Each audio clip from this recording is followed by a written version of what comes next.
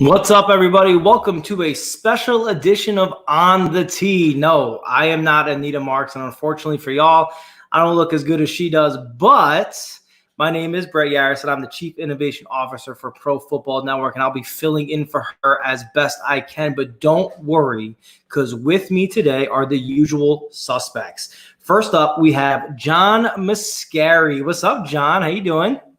Hey, Brett, how are you? I'm good, man. Good to see you. Good to see you. And of course, we have the CEO and founder of Golf for Her, Christina Thompson. What's up, girl? I like seeing you up there in the upper left-hand corner of my screen. It's weird. Usually I'm popping in like the wizard from Wizard of Oz to like tell you guys why you're messing up and blaming me for things that are not my fault. But that's a conversation for a different time. Today, we have something super fascinating, I think, happened over the weekend in the way that the BMW championship ended. It ended in this epic playoff battle between everyone's favorite and best friend on the tour, Bryson DeChambeau. I mean, that guy gets along with everybody. Such a good guy. And I think everyone was rooting for him, and they were disappointed that Patrick Cantlay ended up with the win. And of course, I'm being super facetious, but let's go around the horn here, guys. Christina, start us off. What was it like for you watching that playoff battle? And at what point did you think, man, Patrick really could pull this off here? Well, it was actually funny. I was up at, it was Sunday afternoon, right? And so like, we're trying to wind down our weekend, and I couldn't get in my car to leave the weekend because I'm like, oh my God, we are in a playoff. We're going like 4 holes, 5 holes, 6 holes. Like I was standing up. I think John, Anita, and I were like, I was texting like vomit emojis to everyone because I was like nauseous watching like shot after shot. It was like, Bryson was in the water, or then Cantlay was in the water, and then there's no way he can come back. And then one player turns around, he makes a putt. I mean, it was like this yo-yo of emotions the entire afternoon, which was so much fun to watch. And I think I was getting texts from different people going like, this is crazy, because it was just, you just didn't think that the player was going to finish it off. And it just really defined the moment that you can, dry for show, putt for dough. I mean, that to me was like it like surmised the entire time. I mean, Bryson was out there driving, dominating. We were on 59 watch, right? The other day. But then here we come, the final stretch. It came down to the putting, and Cantlay was just cool, calm, and collected, and was able to drain that 18-foot on 18 for the win. So it was just so much fun to watch. Golf is not boring. John, at what point were you finding yourself rooting for one of them to win? Was it the first playoff hole? Was it the second? Like, at what point were you like, was it the moment you realized Bryson was involved? Well, I mean, I started rooting on Thursday morning pretty much for Patrick Cantlay when I had $20 on him. Thank you very much. But it was, as you said, Christina, a playoff for the ages. This is now 4 weeks in a row that we've had a playoff on the PGA Tour, and this one certainly didn't disappoint. Listen, Cantlay made 31 birdies.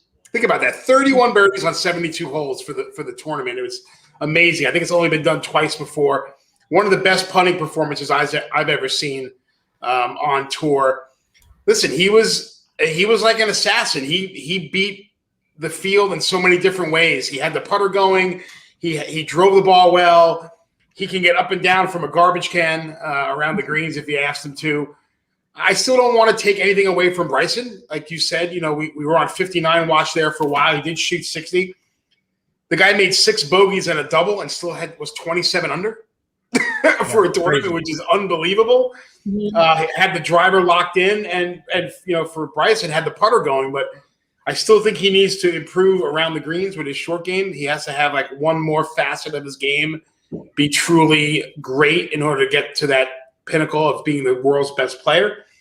But I actually think Bryson got a few fans this week because he showed some human qualities. He was doing the fist pumping, and he gave everything he had to this tournament, and he wasn't so Bryson robotic as people have said. So I think this was a tough pill for him to swallow, and we'll touch a little bit about how he exited the course a little bit later in the show as a teaser. But I think he's still in a good spot coming into East Lake. So yeah, let's stay on Bryson for a second. What happened on the 14th hole between him and Cantlay that sort of added a little bit of edge? Was it something Bryson, I don't know that we were able to really decipher, but from your perspective, the trained eye that you guys have that I certainly lack, what was the issue there? And do you think it motivated Cantlay to say, F it, I'm going all the way for this thing?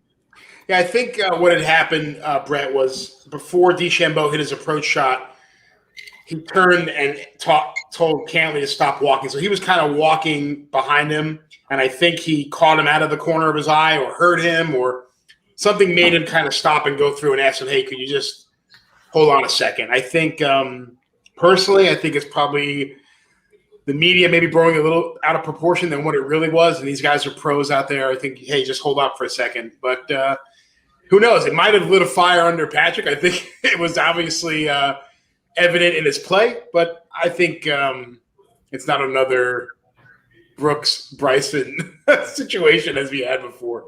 There's always little, the players are always doing that to each other. So I don't think it's uncommon. And, you're on a playoff hole. And sometimes, I know when you're distracted and you're peripheral and you're just so aware of everything that's around that.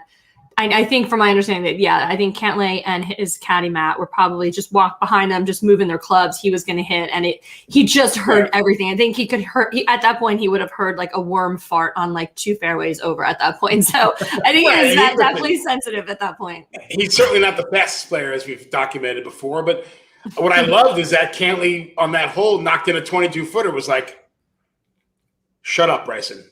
Let's go. Like maybe it was giving him a little bit of an edge, a little bit of a spark, Sometimes golfers need that little extra push as they do in other sports. But before we continue here, I'd be remiss to not bring up the fact that what I found myself doing during that epic playoff battle was consuming more and more drinking, more drinks, more beverages.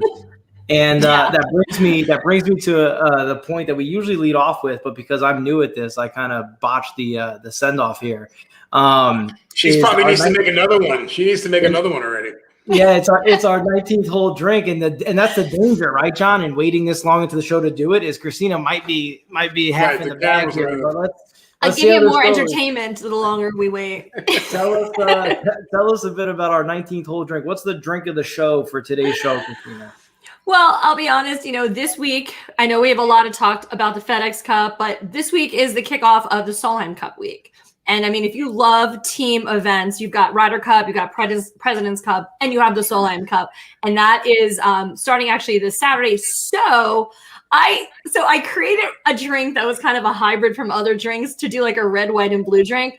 But I've been sitting here and all of my colors are now mashed up together. So what used to look red, white, and blue looks like just a hot mess. Oh my God. Coca-Cola with cherry in it. Did you ever paint eggs at Easter? Like you can't mix the colors. It just didn't work out for me. I've got blue coloring all over me. I'm so sticky, but I think this is a great drink because it's Labor Day weekend coming up. We've got all these festivities. So I had to do a red, white, and blue drink. We have our cranberries, our blue Carago liquor, and raspberry flavored vodka. It's really good. It's really yummy, but you definitely can't mix it in advance, and it only lasts like 2 seconds. So sorry, it's guys. One of those drinks that looks good in the picture, but that's the last time that it looks good. You've got like 30 seconds to enjoy it, and then all the colors kind of merge together. So. And in all seriousness, what are you on number 1 still, or are you working your way on 2? I'm on 1 right now. Okay, your pacing is good. I'm pacing. You could play at a public course. Great. Yes, I can. Okay, so now that is done, and we'll monitor Christina's situation as we go on through the show. That is always from usually, and for those of you guys who are watching who don't know this, typically I'm behind the glass. I produce. I'm throwing the graphics and everything up. And one of my favorite games to play to keep, to pass the time as the show goes on is what levels Christina at in our inebriation here. And we've had some good shows. We've had some good ones. So the drinks are a mainstay. They need to keep coming. But let's take it back to golf for a second here. I want to move on a little bit from the BMW. And for those of you guys who don't know, in just about 10 minutes, a little more than 10 minutes, Patrick Cantlay's caddy is going to be joining us on behalf of Gillette. So I'm really excited for that. It's going to be pretty awesome. Not often do we get the champions caddy to come join us and talk about the recent victory and some other stuff that he's going to be involved in, things like the Caddy Network, where he's going to be doing some content for. So again, about 10 minutes, Matt Minister is going to come in and he's going to sit with us and give us some really interesting insight into what it was like to be on Patrick's bag for the day. So in lieu of that, let's look ahead a little bit. Okay. And we talked off the air that we might see this for the end of the show, but I'm going to kind of flip the script on you guys and bring it up now. And that's the Ryder Cup. I wasn't going to talk about it because still a couple weeks away, but it appears the order, the pairings, or at least the top 6 participants are all going to be set. So John, do me a favor. Walk us through how we got to the point of where we know who's playing. How did we get there? Points, all that stuff. Help me understand that. Yeah, sure. So throughout the season, players accumulate points towards their Ryder Cup standings, and that stops after the BMW. So coming into the tour, the point ranking, the time you can get points is over, and now the top 6 players in the points list are automatically on the Ryder Cup team. So USA captain Steve Stricker has 12 players on his team, 6 of which are locked in by their abilities and their play throughout the season. He has to pick the other 6 on his own. They're his captain's pick. So what we know is that it's Colin Morikawa, Justin Thomas, DJ, Koepka, DeChambeau, and now Patrick Cantlay after his win at the BMW. Those are your 6 locks. And then you look down the list more, and you've got maybe about 7 or 8 guys that can fill those last 6 spots, in my opinion. And that's going to be up to Captain Steve Stricker to pick and put his team together that way. Years ago, it was only 4 captains picks, but the PGA of America and the PGA Tour has decided to give the captain some more leeway to put his own team together, would put personalities together, not just by player ranking. So interesting to see how that happens. A couple of people that I think are locks. Tony Finau, after winning the Northern Trust, he's sitting 7th. I think he's a lock on the team. The same would go for defending gold medal champion Xander Schauffele, who won the gold in Tokyo. I think he would be a lock for the team as well. Jordan Spieth, sitting 9th on the player list, has had an unbelievable season. I would say he'd be a perfect person to put on that team. And then you look at that last spot, and we could talk a little bit about it. Christine, I'd love to hear some of your insight with who you think would fit well on this team of band of misfits, maybe as they're being called. But guys like Harris English and Daniel Berger, Scotty Scheffler, maybe some of those guys.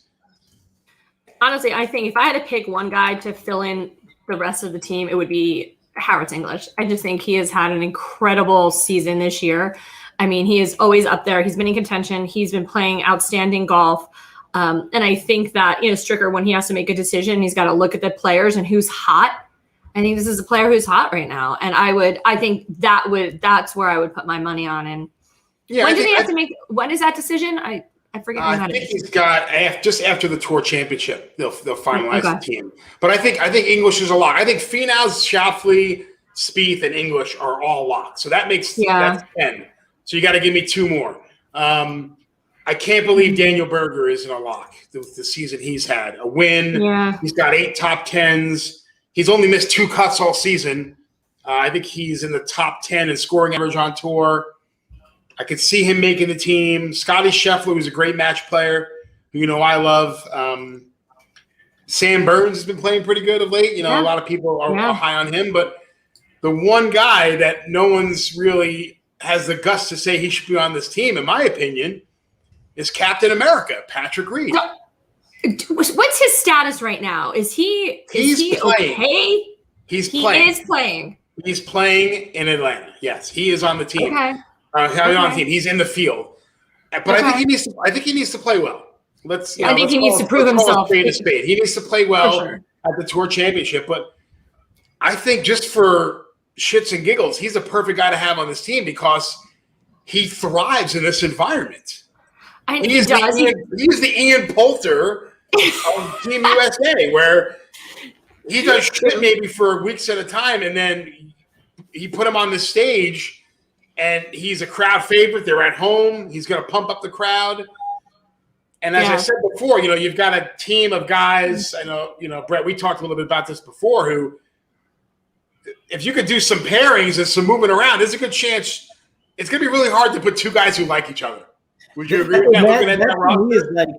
That is such a fascinating piece of this upcoming Ryder Cup. It's like, it is, you almost have to do like babysitting to like get the right, to get the right thing going. It's like, and we can talk, and we'll talk a little bit about how matching the players is such a huge piece. Like getting those matchups, those pairings correct is a huge piece of being successful. But before we do that, I do want to, we have some comments. This one's a big fan of the show, especially on the Facebook channel that it's on. But he does ask a very interesting question. And I think I want to go to this because you guys know I like to always compare golf to the rest of the sports that I might be a little bit more in tune with, right? And what we know is like the MLB and the NBA All-Star games. Those last one or two spots always go to like the old timer who's a legend and doing all these things. And do we see that in golf? Like, is a guy like Phil, who's a fan favorite, as our Mark Thompson writes to us in the comments, he's a fan favorite. He's got 20 plus years of Ryder experience. Do you see guys like that getting an opportunity where, I'm thinking back to the NBA All-Star game where like Shaq in his later years when he was like in Phoenix and was awful, but he was on the All-Star team because he's Shaq. Like, are we going to see that? And believe me, please don't get it misinterpreted here. I'm not saying Phil's awful, but no, Phil's great. Not one of those names we talked about. Yeah, listen, John, I'm sure we agree. Like, Phil is a great player. He has been there. He brings so much to the game. But I think if you want to win, I think you have to look at the players that are currently hot. Yes, I know. I got it. Phil won the PGA Championship. We all know Phil won. We all love Phil. We all loved for him to be there. I think he should maybe be, an assistant captain. I mean, being there, definitely for sure. I think in one of of his pods, I guess. But do I think that he should have a spot on the team? Listen, I think those spots are really earned. I mean, ladies on the Solheim Cup, I mean, they've gone through this as well. There's players like Stacey Lewis, who, she's a veteran on the team. She plays incredible Solheim Cup, but she was left off the team. She didn't make a spot on the team. So I just think that these are hard decisions. We're there to win, right? These players, they're there to win, and they want to compile the strongest team there. I think for playing, you need the hottest and producing players right now. But I think coaching them and being a part of it, I think Phil could be on the sideline and still be a part of it. And that's my two cents. This is not an all-star game. Let's call it what it is. This is a competition, and a heated competition that's been going on for a very long time. And I think as much as I love Phil and his experience is certainly very valuable, I think it's time for Team USA to start to embrace some of the new blood in the golfing world, where guys like Spieth and Finau and DJ could step up and take those leadership roles. You can't keep putting guys that have been on the team for all along just to be the leaders when you're not going to develop new leaders. So I think the brain trust with the PGA of America and the PGA Tour understands that we love Phil. He's great for TV. He's great for camaraderie. Everyone in the world likes him. But this is an opportunity to pass the torch. This is a new wave of golfers as we've seen this year, maybe more than ever. And here's a perfect opportunity for Captain Stricker to give opportunities for guys to take the lead and to be those new generation of leaders. Yeah. Well, if Phil has one thing going for him, it's that everyone likes him, which is not something that can be said for some other players who are going to be on that Ryder Cup team. But guys, before we continue that conversation, I teased a little bit a few minutes ago that we were going to be being joined by Matt Minister, who's a pro PGA caddy and was on Patrick's bag this past weekend. And I have some pretty good news about that update. He's here. He's in the meeting room to come in. And so without further ado, I would like to bring Matt in. And Matt, before we get started, man, I just want to say thanks for joining us. You're a PGA pro caddy who works with Patrick Cantlay, and you're joining us today, which is very exciting, on behalf of Gillette Deodorant, which recently launched its new antiperspirant that helps keep golfers feeling fresh. Man, could I have used that this past weekend at the golf outing? because, man, was I sweating a little bit on some of those putts I had to make. But recently, Matt, and I'm sure we'll talk about this, you teamed up with Gillette Deodorant to launch the 72 Club, which is, I'm excited to hear about this, an exclusive club for golfers of all levels, which includes me, Christina, and John. I get to be included in the all levels category, to be rewarded for improving their game all summer long. 72 hours can be the final days of a major, and when that tension rises, the pros need even more protection. Matt, I need a lot of that protection when I'm on my local public course, just trying to get in without a triple digit score there. But Matt, thanks so much for joining us, Matt. I really appreciate it. Yeah, happy to be on the show. So talk to us real quick. Could we open the show talking about our own reactions as fans and viewers about what it was like to watch the epic playoff battle? But you had a unique seat and perspective. Talk to us. What was it like for you? What was going through your mind? You know, I actually watched when I got to Atlanta on the play. You're in the moment, focus. You keep the blinders on. You block out the fact that there's, you know, thousands of people screaming and yelling at you. And you know, Patrick was so focused and he was putting unbelievably. Obviously, you expect him to make it. Every single one's going in. The next one's going in too. The next one's going in. Then I watch it on TV and you go, I can't believe all those putts went in. It's like, there's no way. There's no way he's gonna make another one. Another one goes in. Another one goes in. Watching on TV, I mean, that was some really neat stuff that went on. How you keep your cool, you know, Gillette keeps me cool. That's how I stayed nice and calm and cool, you know. You must have been lathered in it. Were you lathered in Gillette? Because you weren't sweating, neither was Patrick. Yeah, I taped 2 bars of the deodorant right underneath my arms. You know, it's nerve-wracking, but when you're there in the moment, it actually isn't. It's almost hard to explain. I guess after doing this for 20 years, maybe that's part of it. It's you've been there a few times before, and so it becomes just it's part of the process, as Patrick calls it. You do the same thing over and over again, then you don't become as nervous. Well, I definitely need to switch from my current deodorant brand to Gillette, because watching you and watching Patrick, man, keeping your cool, keeping your focus, right? Like being able to stay in the zone. And you know, honestly, like I know, you know, you're here on behalf of Gillette, you know, but in all seriousness, do things like that help you stay focused when you're feeling comfortable, when you're not feeling uncomfortable, your clothes aren't sticking to you, you're not, you know, does all that really matter on the golf course in those moments? Absolutely. And it matters to me. Obviously, if my odor was offensive, it would offend the guy I'm standing next to all day long. So yeah, it absolutely matters. I can bug him anytime I want, but I don't want to bug him because I smell. You know, everything for these guys, when you're trying to shoot 27 under, it took 28 if we were going to win, you know, straight out. Everything has to be right, literally. So the clothing, whatever, you know, the deodorant you wear, all of that stuff truly does matter. You know, I have a question. I was watching the tournament. I was on the edge of my seat. I was pacing. I was walking in circles around my living room. But what I was watching, my heart was racing. And it didn't look like either one of you were at all concerned about what's going on. Patrick looked calm. I know as a caddy, you have so many responsibilities during a round. This is not a normal round. And so what is it that's going on between that relationship with you and Patrick on those, you know, those last 6 holes? How are you keeping, is there a conversation? Are you talking? Is it not talking? Or like what's happening between the two of you during those holes?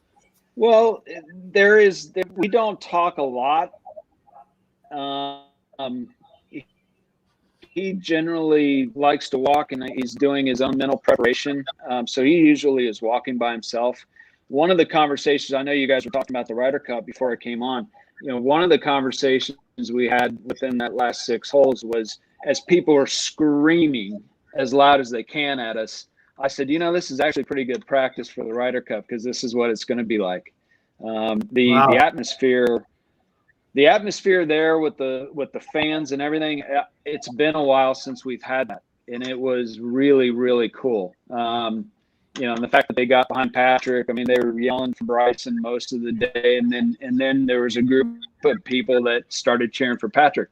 I thought it was amazing, and he acknowledged them, after he ended up winning, which I thought was really cool also. Again, I would say it's more Patrick than me. His personality is that, just this is business. It's every single shot is the same, and he goes about his process the same. So I can sort of fall into his rhythm, which is a very cool, calm rhythm. And I know if I start getting amped up, if I start talking too fast or stuff like that, he's going to notice, and he's going to say, he might look at me like, "What's wrong with you?" So, it's John, you're on mute, John. Hi, can you hear me now? Yes, sir. I wanted to ask you, Matt, I feel like you deserve a lot of the credit that for Patrick's putting success and the preparation you did coming to Caves Valley. Not a course that you see quite a bit, obviously, on tour. And what type of scouting did you do on the golf course in advance? Coming off a short week up here in New Jersey, and did you feel like that golf course just set up well for him, maybe to his eye or just to his ball flight? Yeah, I wasn't working at the Northern Trust, so I was actually able to walk the golf course on the Monday, which many of the caddies weren't able to do so. So I did get to, I think every caddy did their due diligence. I was able to do it without being rushed. The first text I sent Patrick about Caves Valley is I said, "You're going to love these greens." I didn't realize, how much he would love them. I didn't realize, he'd set a new record. 31 birdies, right? I mean, I just know that, like he's been really successful at Muirfield Village at the Memorial Tournament. The greens aren't the same, but they had that same feel, same grass, every putt's going to break, and he loves playing high line breakers, pouring them in. With the course being wet, a little bit soft, I didn't think it mattered that much for the tee to green stuff. I mean, either you have it or you don't. And he hits the ball straight, so I wasn't concerned about that. I didn't realize that the putting would be as good as it was. Yeah, well, what I love most about watching him putt was at least the uphill putts. They were going in with some pace. They weren't. And that, to me, that means confidence. When that ball is going in with pace, especially on the uphill putt, so it's really fun to see that. Yeah, he adjusted really well.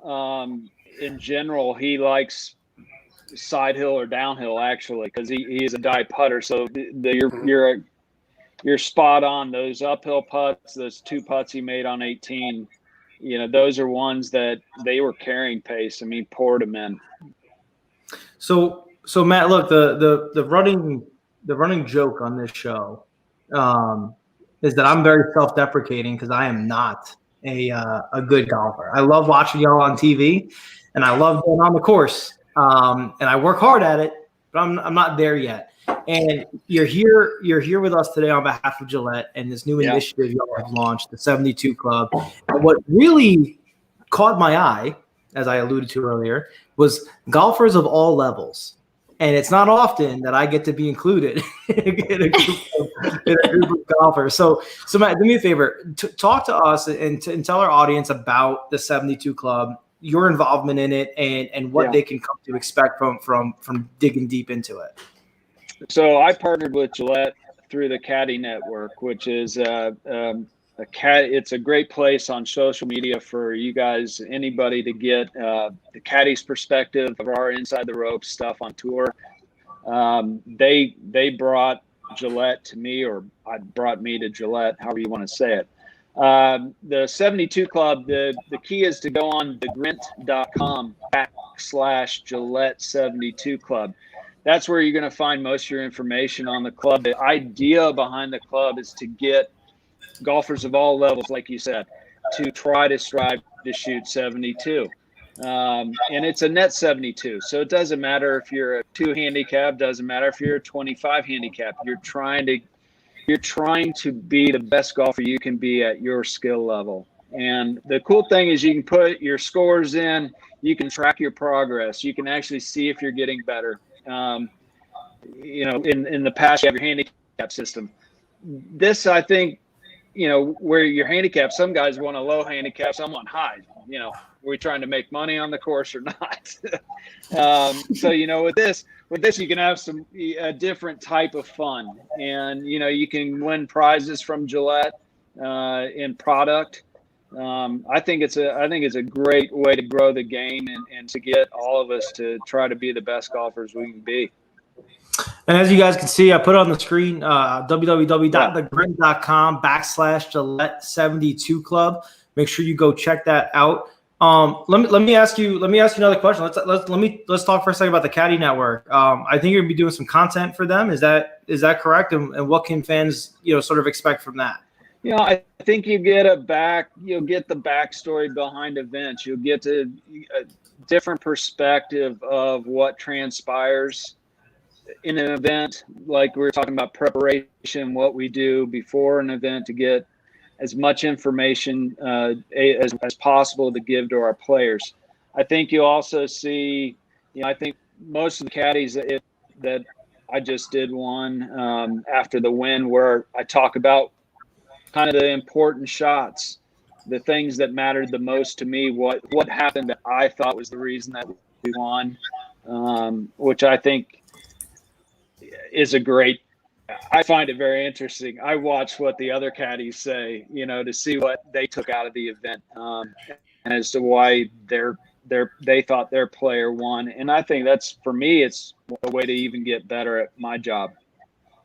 Well, let me before we let you go, and again, thank you for being so gracious with your time, and thanks to Gillette for setting all this up, and again, guys, on the bottom of the screen, you'll see it scrolling across the bottom there, thegrid.com/Gillette72 Club. Make sure you go check that out.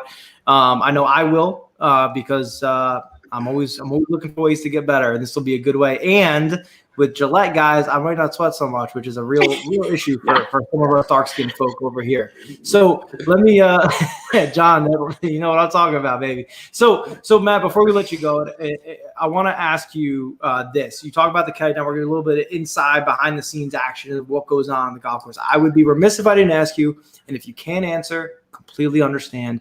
We did talk about it before you came on. What happened in that little exchange between Patrick and Bryson there? And if you can't answer, you don't want to answer, totally cool. No, I can answer. Yeah. So every week there's going to be, you know, guys have their peripheral vision, and there's so many people moving, and there's always something going on, and they're trying to be as good as they can be. It happens every week. Guy might be standing in the wrong place. Guy might be walking, not thinking about the fact the other guy's playing. In this situation, I think that's all it was. I think, you know, Bryson was getting into the shot, and we were behind. They asked us to speed up our pace of play. We weren't put on the clock or anything, but they told us, you know, you guys need to catch a group in front of you. We're 40 yards behind every single hole that we're hitting drivers on. So, you know, we're actually walking, you know, to try to catch up to him. And I think that's all it was, is that he saw Patrick walking, and he didn't know if Patrick was going to keep going. And so just for his sake, he was turning around to say, hey, just stop walking. I did watch the telecast. I think they made too big a deal out of it. It really isn't. It's a non-issue. Matt, you'll be pleased to know that's why we have the great John Mascari here on this show to give us some pro insight, because that's exactly what he said. He said it's much to do about nothing. It's a fact. I mean, in today's age, we want it to be something because, you know, it just adds a little bit of fun to everything, or, you know, it gives people something to talk about. But, you know, it's nothing. Matt, you know, I just have a quick question though, Matt, just real quick. I know your time is limited with us, but I do have a question for you though, in regards to just everything that's going on in golf and in media, and, you know, with fans coming back. I know you're so excited to have the fans back in the gallery. We've got Ryder Cup. I mean, that energy that you talked about, that last week, Sunday was just such a good idea of what you're going to expect, right? You're paired with Bryson. Bryson's going to be out there. And there's a lot of characters on this Ryder Cup team this year, right? So you got a lot of characters out there. Do you think that's going to be a distraction, or do you think that's going to be, you know, something that's going to work well for the U.S. team? I think we played so many rounds together. I think the team will be very gelled, a lot more than I think. You know, you want to put everybody as being different, and they all are different in their own way, but we all know each other really well. And you see the true person out on the golf course most of the time.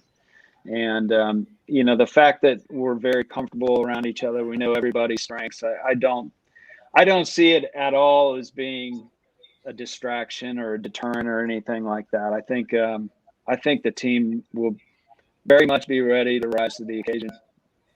And we're excited. Thank you. Me too. Thanks so much, man. I mean, this was incredible. This was a real treat for us on the tee, and we hope that we can have you back. And again, thanks for joining us. And again, guys, our audience is scrolling on the bottom of the screen. Even after Matt leaves, we're going to leave it up scrolling so you guys can make sure you get there and understand what Matt's doing with Gillette and the 72 Club. There you go. But, you know, make sure you head to the Brink. What happened? Just a little. Oh, there it is. Boom. There it is. Can't miss it. Can't miss it. Yeah. There it is. All right.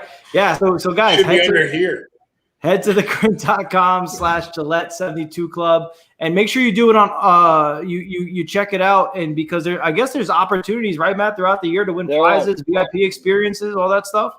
That's right. You'll get special offers from Gillette deodorant, and some of the winners will receive some T-shirts, I believe. So there we go. It'll make you better. Right.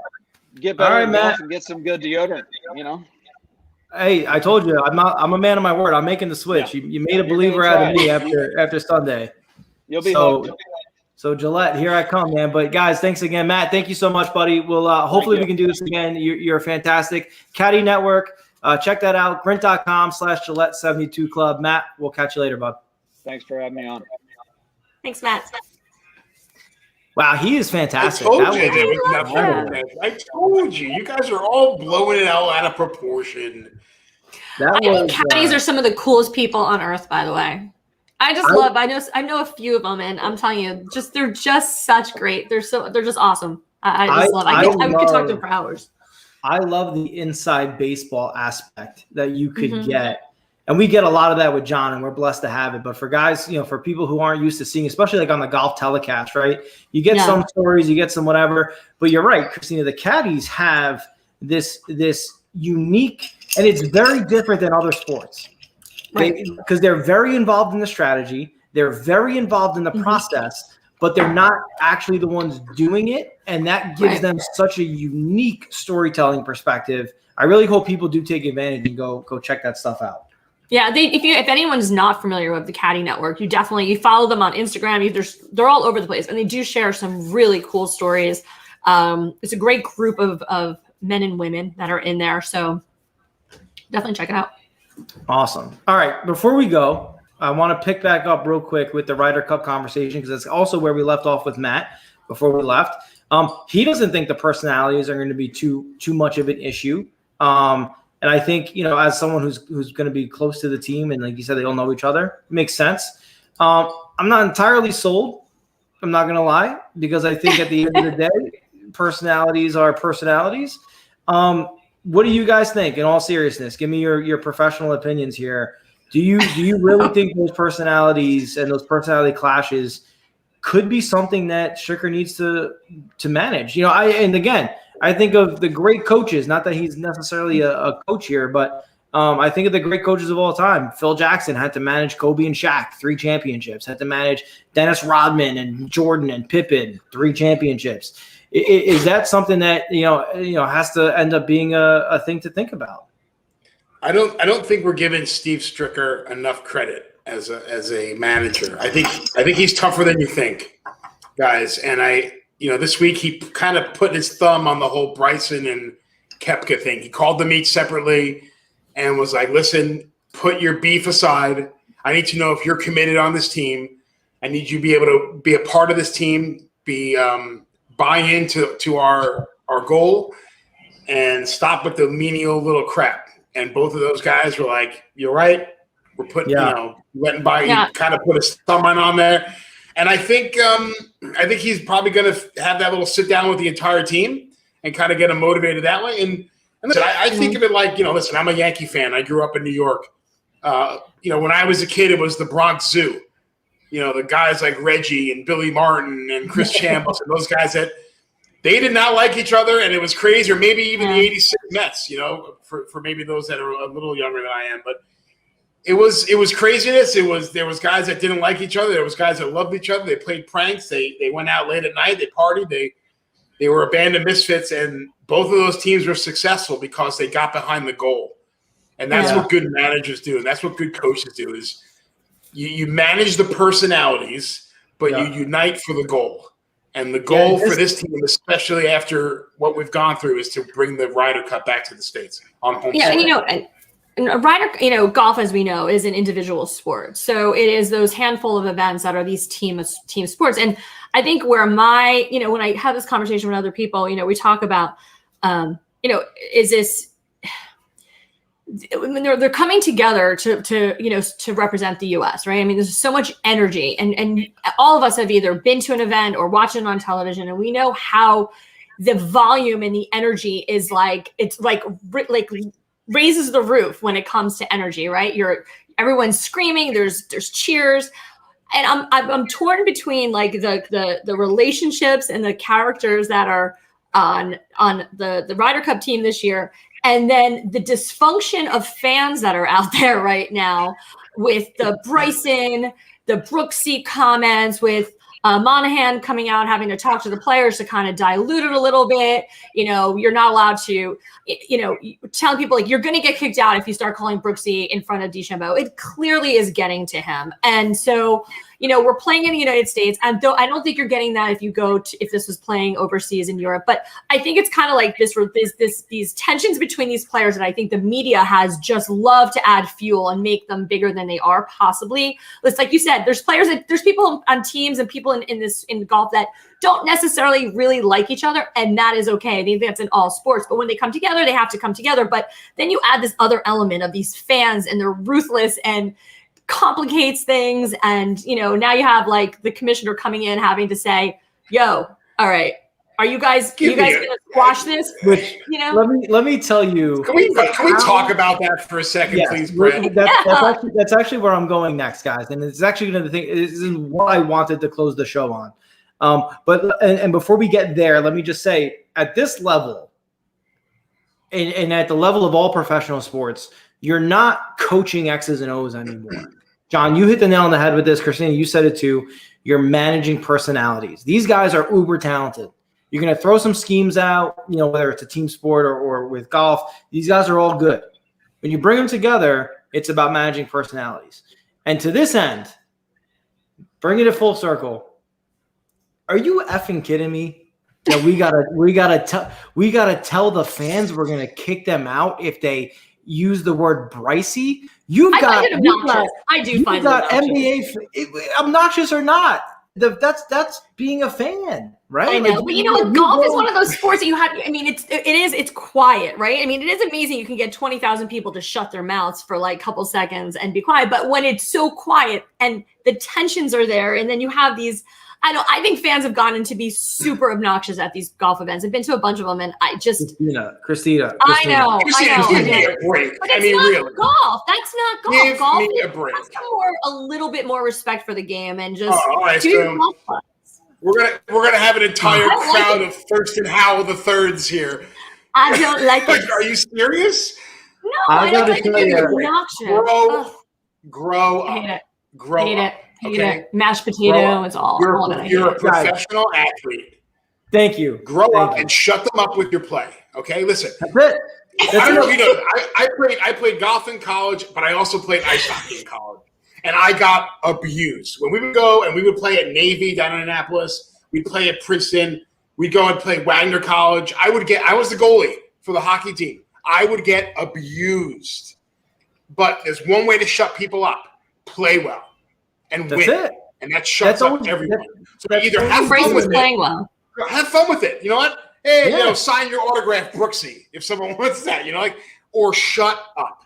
I hate it. And this is the problem. This is the problem, guys. Golfers already have, this stereotype, if you will, that they're soft. They're, you can't talk in their backswing. You can't step on the putting line.